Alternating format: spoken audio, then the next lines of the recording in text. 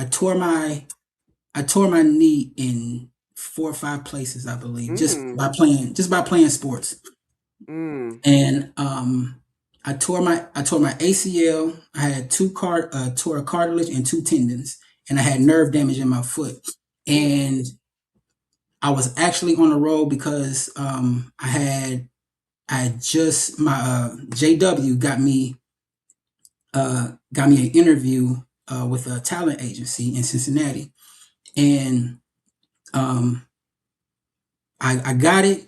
But when I tore my knee, I couldn't do anything. I couldn't go anywhere for like almost 6 to 9 months, Mm. and I was just like, I can't win. Like I'm just on a roll. I just did a movie and I had things lining up. Now I can't take it. And the job that I did have, you know, it was an internship at a news station, and they had to let me go because I was it was an internship, not a job, so they couldn't hold me.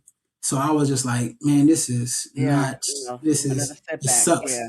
Mm. So that's when all that time I started writing. I started writing scripts Mm. just to keep my head head afloat. And for 9 months, it was just it was terrible. And I gained what 35 pounds. So I'm like big. I'm just Mm. husky and everything.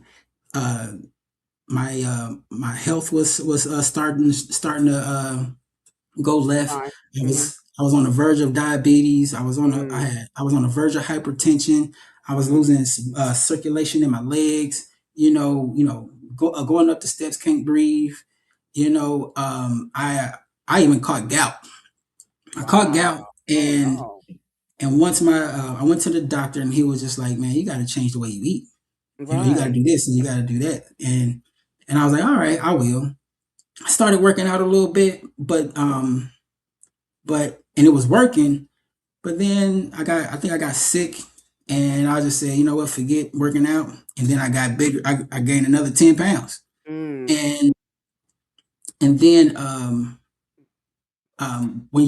I started to lose circulation in my legs again. And when you, as a man, we lose circulation in our legs, you know, what I'm saying, what's the next thing that's going to lack? Yeah. Yeah. Mm. So my doctor was like, again, lose weight. Mm-hmm. I was Mm-hmm. like, okay. You don't want to start getting limbs cut off. I was like, all right, cool.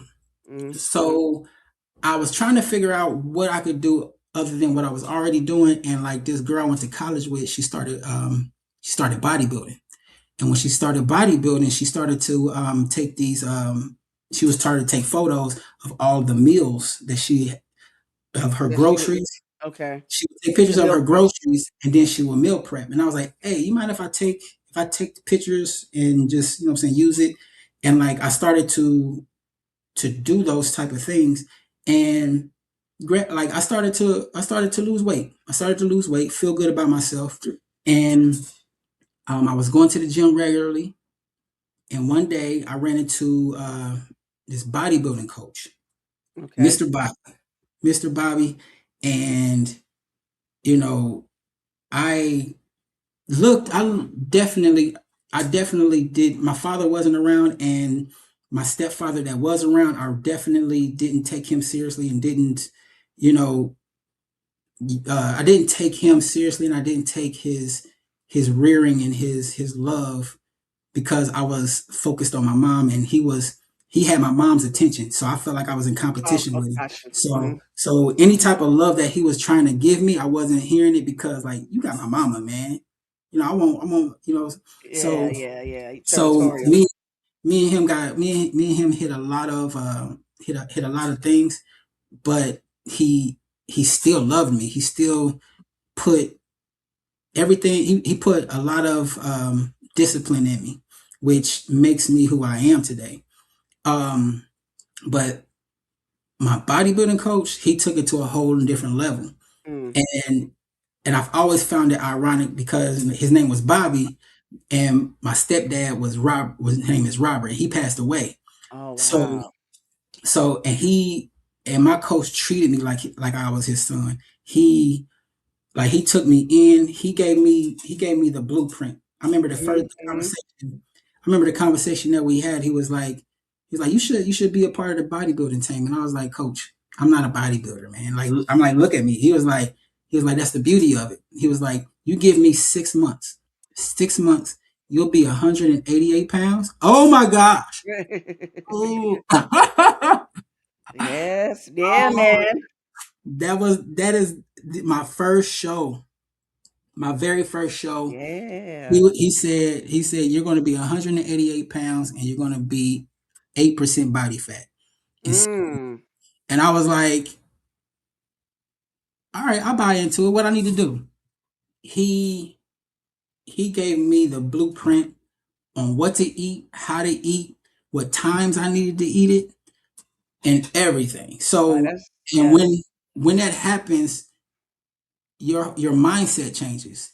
You know, like I was a shoe guy. I had every Jordan, every Air Force One that you could think of. I was always spending almost $300 on shoes, and that was that's how I knew that I was maturing and growing up because I spent the money that I spent on shoes is the money that I spent on groceries for like 3 weeks. Mm. And, Wow, that's amazing. And and that's such true commitment. I mean, I oh commend you yeah, so much. That is oh so yeah, I mean, that's so amazing. I'm so proud of you. yeah, I appreciate it because, and Yeah. it also what I learned the discipline that I learned, you know, what I'm saying, actually gives me the discipline to do what I do Do today what you do. because I still work out and I still meal prep. Oh my goodness, Yeah, yeah, this is amazing, Fred. No, this is amazing. Like, no, oh because my I'm goodness, showing this because it just really and it's helping me because oh my goodness, because I look at people like you that have to, you know, to put so much work and commitment and discipline into this Mm, journey. It is so not easy, especially as you get mm, older. And for me as a woman, it's just I've been so mm, discouraged. I've been like the last few years, I've been really trying to get into back into the groove, but it's been hard for me. mm, So just seeing yeah, stuff like this is just, it's really yeah, amazing to me. yeah. Because Yeah. when when I look at that big guy, man, I'm like, you have no idea where Mhm. where that where that's going to come from. Yeah, You have yeah. no idea because That's amazing. I I tell you, I don't even remember the I probably say the last 8 months of that Mm. transition. I was so locked in, Yes. and I had a team behind my back every day, and I was at the gym every day. And Mm. like I was at the gym so much that my bodybuilding coach was like, "Hey, go home." Wow. You know, and I was like, "Nah," I was like, "Ain't nothing at home. Ain't nothing for me at home." And he was like, "Don't say that, but you do need some rest." Yeah, your mind was on it. It Like, you was not it was like I no was back. Yeah, oh that man. Like cuz like even the people that on my team was already fit. Either they were fit or they were trying to get bigger. Me, I'm trying to lose it. So I I knew that I had to work harder just to even be where just to even just hang out with them.